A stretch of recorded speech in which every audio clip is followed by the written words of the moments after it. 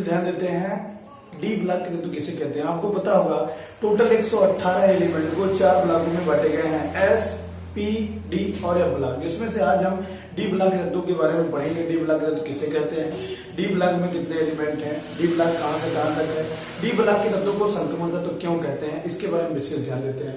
चलिए देखते हैं डी ब्लॉक के तत्व किसे कहते हैं। सिंपल में आपको बताएं तो जिन तत्वों के इलेक्ट्रॉनिक विन्यास के 72 कोष डी उपकोष में प्रवेश पाता है उसे हम डी ब्लॉक के तत्व कहते हैं। फिर से देखेंगे, जिन तत्वों के इलेक्ट्रॉनिक विन्यास के 72 कोष का अंतिम इलेक्ट्रॉन डी उपकोष में प्रवेश पाता है उसे हम डी ब्लॉक के तत्व कहते हैं। आधुनिक अवस्थानी में यानी कि मॉडर्न पीरियडिक टेबल में जो टेबल आज चल रहा है उसमें डी ब्लॉक तत्व आपका वर्ग 3 से लेकर वर्ग 12 तक के रखे गए हैं। आवर्तों की संख्या बात करें तो आवर्त 4 से 7 तक है। डी ब्लॉक के तत्वों में टोटल 40 एलिमेंट है, आपको ध्यान रखना है। डी ब्लॉक के तत्व में टोटल 40 तत्व हैं, ये आपको ध्यान रखना है। डी ब्लॉक के तत्व किसे कहते हैं, जिन तत्वों के इलेक्ट्रॉनिक विन्यास के 72 कोष का अंतिम इलेक्ट्रॉन डी उपकोष में प्रवेश पाता है उसे हम डी ब्लॉक का तत्व कहते हैं। जैसे कोई एक हम देख लेते हैं, जैसे हम आयरन 2626 देख लेते हैं, इसका इलेक्ट्रॉनिक विन्यास कैसे बनेगा, 1s2 2s2 2p6 3s2 3p6 4s2 और इसके साथ 3d6। यहाँ देखेंगे अंतिम इलेक्ट्रॉन डी उपकोष में प्रवेश पाया है, अर्थात फेरस जो आयरन आपका परमाणु क्रमांक 26 ये डी ब्लॉक का तत्व है। आगे हम देखते हैं डी ब्लॉक के तत्वों को संक्रमण तत्व क्यों कहते हैं। ध्यान दीजिए, डी ब्लॉक के जो तत्व हैं ये एस और पी ब्लॉक के मध्य रखे गए हैं, यही कारण है कि डी ब्लॉक के तत्वों को संक्रमण तत्व कहते हैं। चलिए विस्तार में हम देखते हैं। एस ब्लॉक के तत्व प्रबल धन विद्युतीय होते हैं जो वैद्युत संयोजक या आयनिक बंध बनाते हैं, जबकि पी ब्लॉक के तत्व जो होते हैं वो प्रबल ऋणात्मक तत्व होते हैं जो सहसंयोजक बनाते हैं। परंतु जो डी ब्लॉक के तत्व होते हैं इन दोनों ब्लॉकों के बीच के गुण को प्रदर्शित करते हैं, अर्थात वो आयनिक बंध और वैद्युत संयोजक और सहसंयोजक ये दोनों बंध बनाते हैं।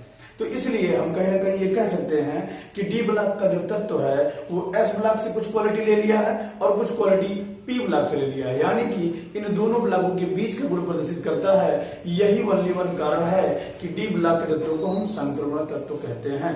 आगे हम देखते हैं संक्रमण तत्वों को कितने भागों में बांटा गया है। संक्रमण तत्वों को 4 भागों में बांटा गया है, ये आपको ध्यान देना है। प्रथम श्रेणी या 3D श्रेणी के तत्व, द्वितीय श्रेणी या 4D श्रेणी के तत्व, तृतीय श्रेणी या 5D श्रेणी के तत्व, चतुर्थ श्रेणी या 6D श्रेणी के तत्व। टोटल संक्रमण श्रेणी संक्रमण तत्वों को 4 श्रेणियों में बांटा गया, प्रथम, द्वितीय, तृतीय और चतुर्थ, या कह सकते हैं 3D श्रेणी, 4D, 5D और 6D। हम देख लेते हैं कि संक्रमण तत्व वैसे कहां से कहां तक रखे गए हैं।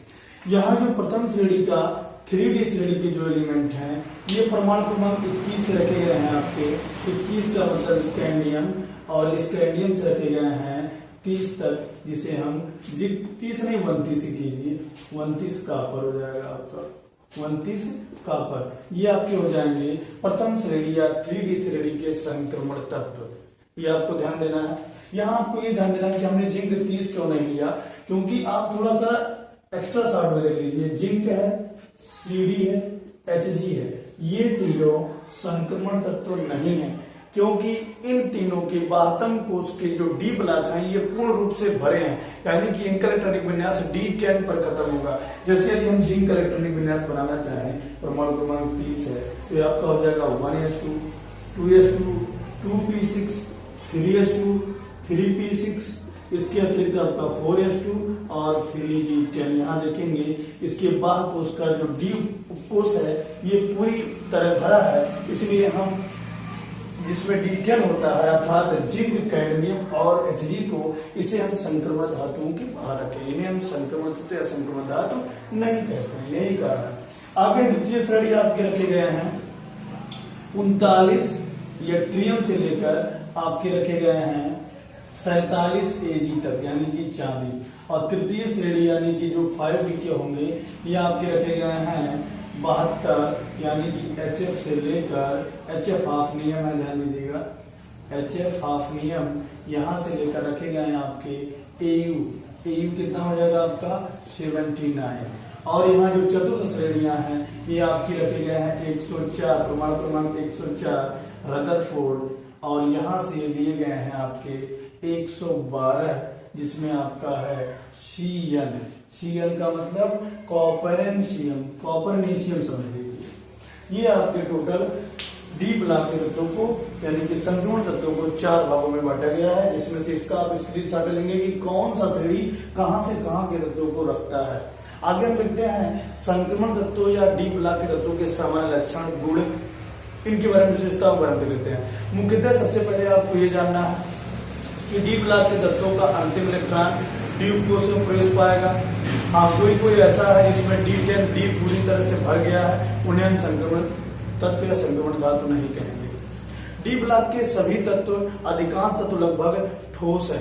डी ब्लॉक के सभी तत्व धात्विक गुण रखते हैं। डी ब्लॉक के सभी तत्व उत्प्रेरक का कार्य करते हैं। डी ब्लॉक के सभी तत्व रंगीन यौगिक बनाते हैं। इन चीजों को आपको ध्यान रखना है। ये डी ब्लॉक की कुछ क्वालिटियां हो गई और ये डी ब्लॉक के आपके पूरे संक्षेप में हमने आपको बता दिया। डी ब्लॉक संक्रमण तत्व कितने भागों में संक्रमण तत्वों को बांटा गया। उम्मीद है वीडियो को समझ में आया होगा। चलिए वीडियो को ही खत्म करते हैं। जय